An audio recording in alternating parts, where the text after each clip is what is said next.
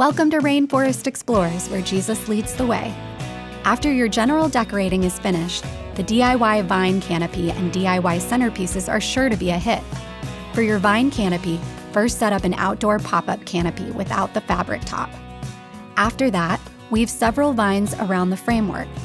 Instructions for these DIY vines can be found in another video. For finishing touches, tape some leaf decor and monkey swirls to the framework. You're done. Next come the centerpieces to add interest to tables. To begin, place a foam block on the center of green tissue paper.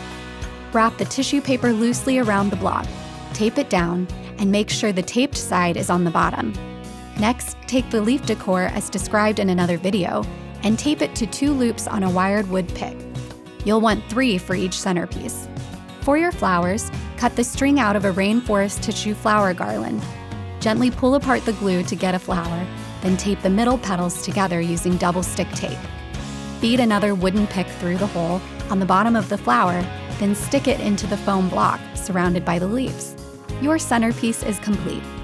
For full instructions and supply list, see cph.org/bbs2020.